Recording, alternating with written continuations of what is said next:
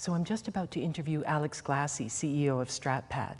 When you've seen this interview, tell us what you think, comment, and don't forget to share. I'm Heather Ferguson, and you have found a Sonar moment. I'm a hippie. Yeah. Corporate hippie. We're aware of the risks, but we're willing to ignore them for the moment. I don't have to be the smartest guy in the room. That a complaint is actually a request. It's the Sonar Moment, a monthly interview with CEOs from the Pacific Northwest. We're here at the beautiful Alex Goulden Hall in Victoria, Canada, and with me today is Alex Glassey, the founder and CEO of StratPad, one of the best business apps according to Forbes magazine in the last 2 years running. And Alex, thank you very much for coming. This is the end of our summer startup series, and we're really lucky to have you. Heather, it's a real pleasure to be here. Thank you. So just tell me a little bit about this app. What is StratPad? So StratPad is an app that helps small and medium-sized businesses and their advisors just think about their business, plan their business, and then manage their business. So how did you get started in that?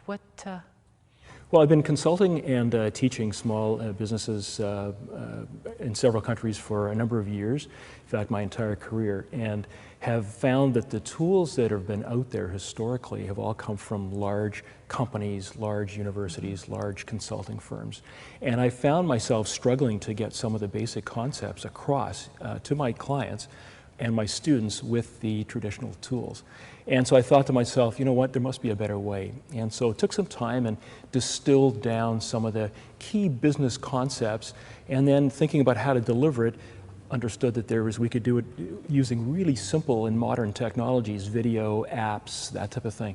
And did a little experiment, created an app called StratPad, and in the first 2 days we sold 183 of those in several countries, and just thought, wow, there's an appetite for this stuff, and StratPad was born. So Alex, tell me a little bit about how this changes the game. You were dissatisfied with the way that strategy was being done, taught, promoted, and you made a change. What was that? Well, strategy historically has, because it's come from the domain of large businesses and large consulting firms, has historically been enormously complex and also very expensive to interpret. Yeah. And so all that I've done is just gone back through 50 years of strategy literature and distilled that down into the essence of what strategy is all about.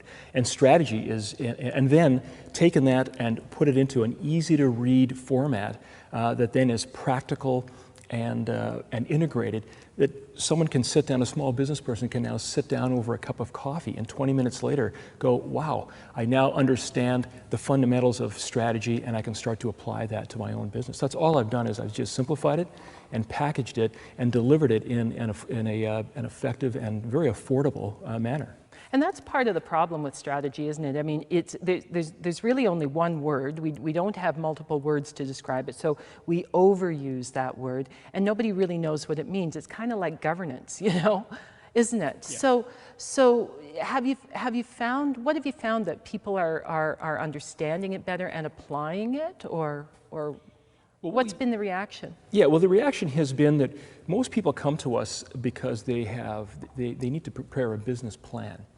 And so there's lots of competition out there, lots of tools out there that will help you prepare a business plan. But what we say, we start off by saying, well, stop, just press the pause button for a sec. Let's first of all think about your business. And so we try to avoid the word strategy, and we just say, let's think about your business. And so we ask some questions like, what's your business all about? What makes it unique?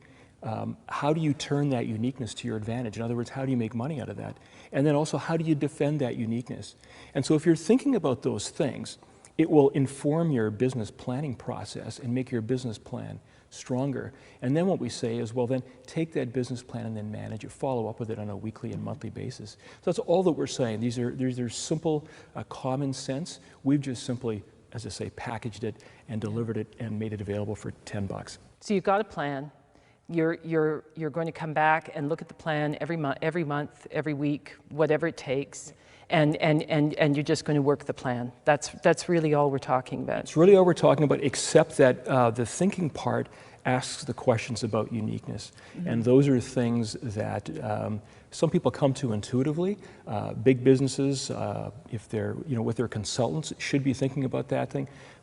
But oftentimes small businesses, they have an idea, they figure, well, I want to make some money out of it, so I'll go and get some customers. And they're not thinking with the same level of rigor that they should be.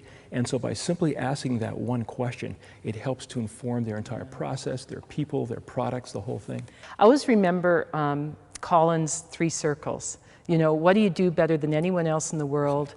What are you passionate about? How do you make it pay? How do you drive it? Exactly right. And that really speaks to uniqueness, doesn't it? Yeah, absolutely. Tell me a little bit about more. I mean, is there an example of someone that you can think of where maybe it wasn't so unique, it was kind of what everybody else was doing, and then they kind of got it?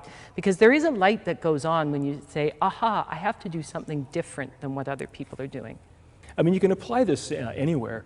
If you, for example, if you have a retail flower store and you're just thinking that you're selling flowers to your neighborhood, you'll sell some flowers. But if you start to think about selling only the highest quality flowers, if that's all that you start to do rather than budget flowers, you'll make different decisions. You'll think about how you're going to present it in different ways. You'll think about where the flowers you're going to get from, your suppliers. You'll think about freshness. You'll think about the length of the stem, the vibrancy of the color, and you'll think about all and then you'll find you'll have to match customers because not everyone wants to pay a higher price for top quality flowers. Yeah, and that so was going to be my next question. That's right. So you have to connect, your passion and your product or service right through to your customers, and you have to just constantly hold those things in your mind at all times. So Collins was absolutely right. I know StratPad. I have it on my iPad, and I do go in and when you really start to fill in all of the pieces, and then you start to check back with your plan every week. This is MBA 101. I get that, but there's an element of discipline, isn't there, attached to this? Tell me about that. Well, there absolutely is an element of discipline. Thomas Friedman, the flat world guy, says that successful countries and cultures need to enable imagination, and I love that. And that's that whole creative side that I've talked about.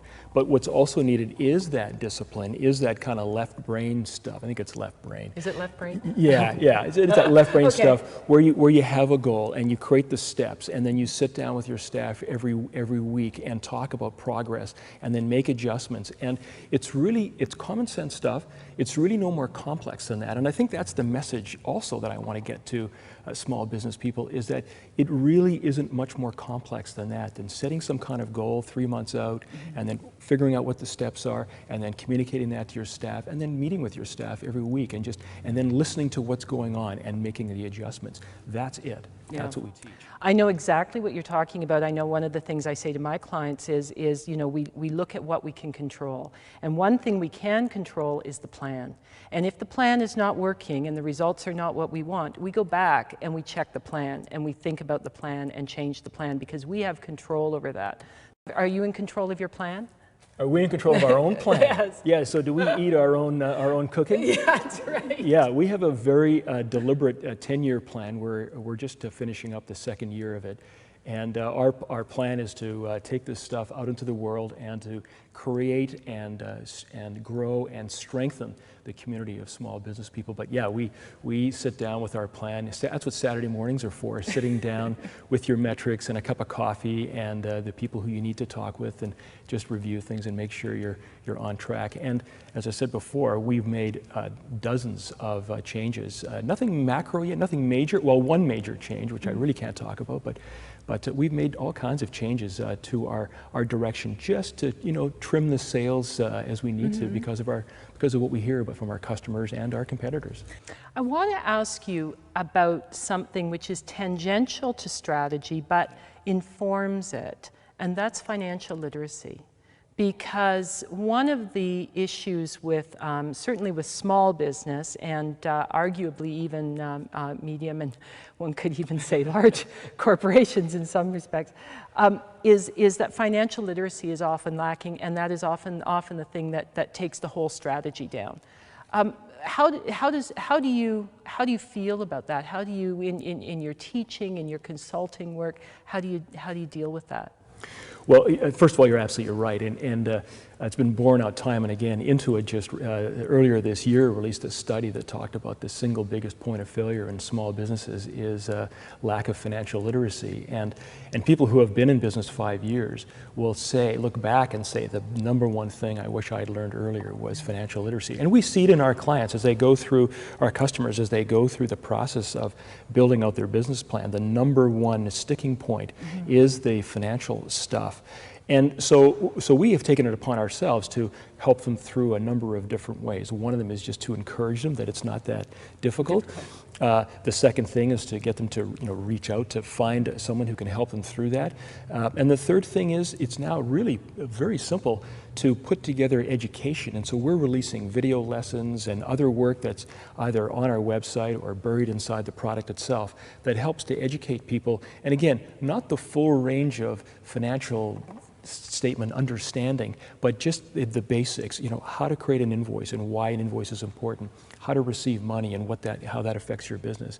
So we think that with those small steps in the first 2 or 3 or 4 months of starting a business, the business person will become educated and therefore much better able to understand how to manage their business from a cash flow perspective, because that's really what it's all about. Yeah, cash is king, isn't it? Yeah, the number one rule of business is don't run out of cash.